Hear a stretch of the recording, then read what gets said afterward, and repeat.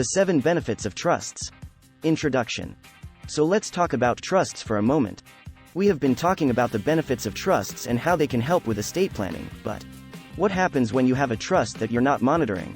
What is the best way to manage a trust company in this case? Well, I'm here to tell you, a trust isn't just for people with money. It can be pretty useful for many people who don't have a lot of money, people who are typically underserved by the financial services industry, and it is important to keep in mind that your family will probably want to manage your trust too. This post will go into just how important it is to consider the family members of your beneficiaries in designing your trust regulations and making sure they are aware of them. It will also discuss some ways that you can make sure that they are aware of your will as well, provided that these issues haven't been solved yet by your lawyer or accountant. What is a trust? A trust is a legal document that allows you to have one person or group of people decide how your assets will be distributed, such as in a will. At the same time, it can also be used to ensure that your assets are distributed in a certain way. For example, if you have a car accident, you can use your trust for the insurance settlement. The first thing to know about trusts is that they are not something you just sign up for. They're an arrangement where someone else has some control over your assets. A trust can sometimes be set up so that each beneficiary has control over their own share of the estate, in addition to any other beneficiaries they want to set up, but most trusts allow only one person or group of people to make decisions about how the estate will be distributed. Trusts are useful for giving one person or group of people control over how much money you have, but not everything. For example, having a will may give you more control than a trust, but having a trust may give you more control than a will. One way trusts are used is as part of estate planning, to determine what happens when you die. For example, if your parents want to leave all their money to charity after they die and your mother wants $100 million and her family wants $100 million each, then you might use an irrevocable trust with each beneficiary being able to receive half of whatever amount is left after all contributions have been made by the other beneficiaries.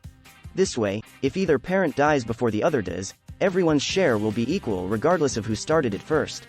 However, another common use is for probate, setting up an executor who receives property from heirs and deciding how it will be distributed among them.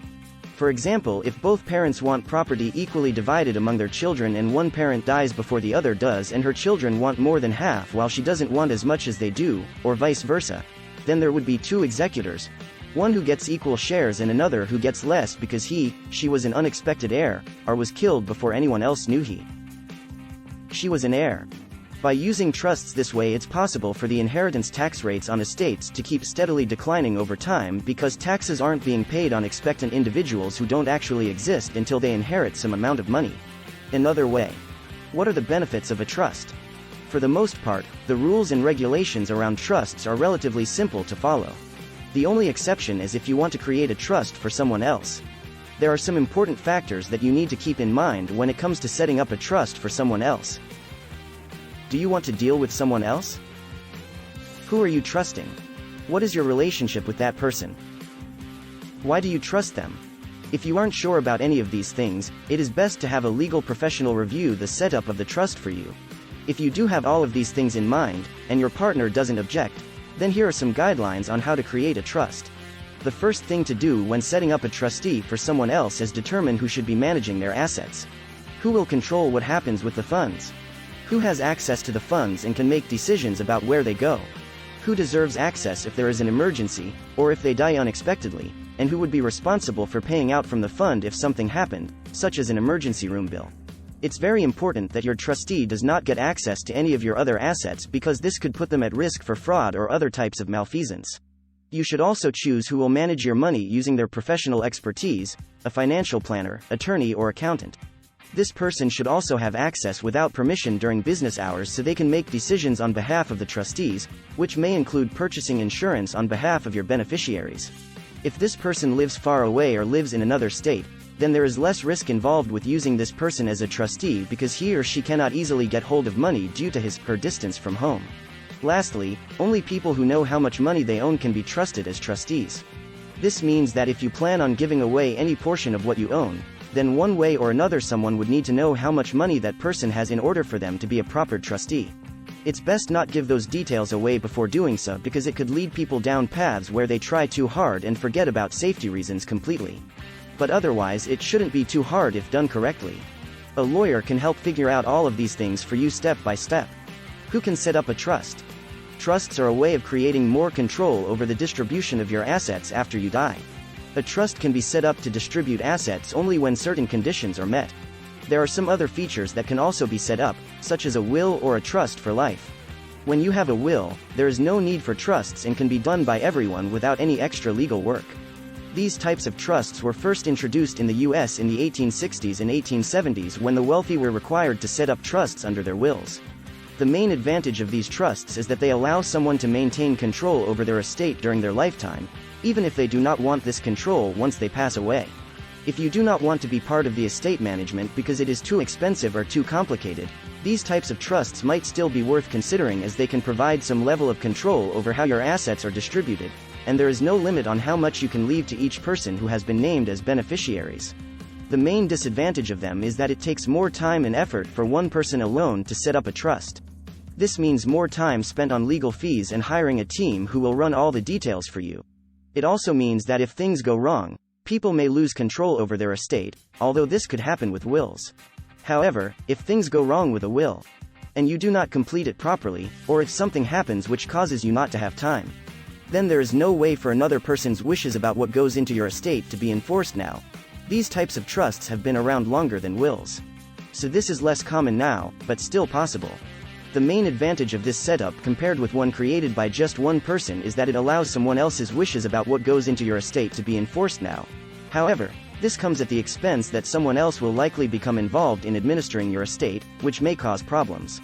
What are the different types of trusts? There are many different types of trust, and we won't go into all of them here. Instead, let me focus on the most popular ones, and what they do. The first type is called a Simple Annuity Trust, or SAW. This is often used to set up an estate plan where you want to control how much money your loved ones get when you die, but don't have the time or energy to do it yourself. The great thing about this is that you can use it for a variety of purposes. Establishing a reserve for your children or grandchildren in case you are unable to provide for them financially after you die. In case you don't have the savings account numbers on hand. Providing for your children or grandchildren in case they cannot support themselves financially after you die. Creating a child trust fund from which all income from your assets will be paid out. This one is especially useful if you have not been married long enough to have established any sort of estate plan. You can also invest in a simple annuity trust with your retirement savings in order to pay less taxes on the money once it is earned, as long as you don't need the money right away. Another way that some people use SAW trusts to avoid taxes on income earned through investments and other sources. Also, certain versions of this trust can be used as an insurance fund, so if something happens like a car accident or house fire, then the insurance company will pay out more than what was originally insured by this trust.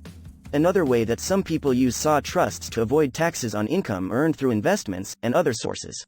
Also, certain versions of this trust can be used as an insurance fund, so if something happens like a car accident or house fire, then the insurance company will pay out more than what was originally insured by this trust.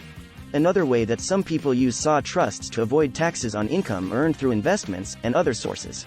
Also, certain versions of this trust can be used as an insurance fund, so if something happens like a car accident or house fire, then the insurance company will pay out more than what was originally insured by this trust. Another way that some people use SAW trusts to avoid taxes on income earned through investments and other sources. Also, certain versions of this trust can be used as an insurance fund, so if something happens like a car accident. How do you set up a trust? There are a few ways to set up a trust. One common method is to create a trust company, which is generally easier to do than setting up an LLC or corporation. You can choose between traditional or non-traditional trusts, and you can set up them for either named beneficiaries or all beneficiaries. The biggest advantage of traditional trusts is that you don't have to deal with any paperwork. It's automatic when someone dies, with the exception of minor children and spouses. Non-traditional trusts are sometimes referred to as discretionary trusts, because they offer more control over how assets are distributed. They tend to be more complicated, but they can be an effective tool for providing financial security for your family and estate if you have no heirs.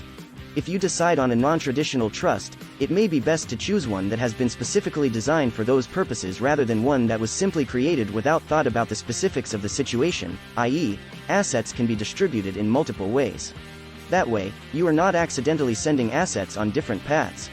A good example is a life insurance trust, which may allow one beneficiary to receive a large portion of the assets in case of death from sickness, and insurance policies which allow beneficiaries who survive another beneficiary some portions of the remaining assets upon death, or even all of them.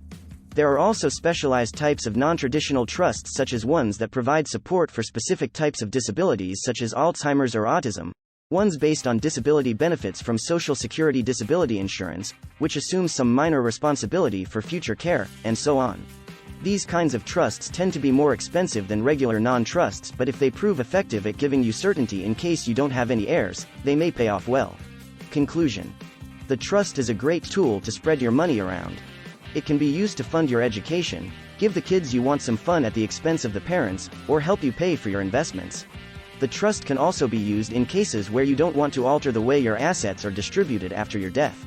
The biggest advantage of a trust is that it allows you to set up very specific conditions under which assets can be distributed. You can choose when and how assets will be distributed. There's no need for an accountant or lawyer, just set up the right conditions under which distributions will occur. It saves time and legal fees, as there's no need for probate or court. You can make sure there's enough money to last until you die. One of the main disadvantages is that it usually takes legal work, like wills, to set up. That means it may not suit someone who only has a few $1,000s and doesn't have time for accountants, lawyers, or probate work.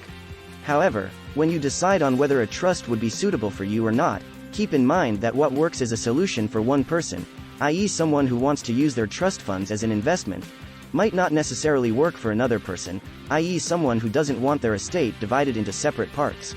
If this is something you're considering doing, check over the pros and cons of doing so carefully before deciding on whether it would suit your case best. Another disadvantage of trusts is that they are very complicated. Lawyers will often tell you if they are suitable, as they charge more than other advisors do. They might also require more paperwork and investment due diligence fees. However, if this isn't something you're planning on doing, then trusts may be right for you anyway. So check them out before going ahead with any decisions about setting one up. A final disadvantage of trusts is that once set up, they take time and effort in setting them up properly, which means extra costs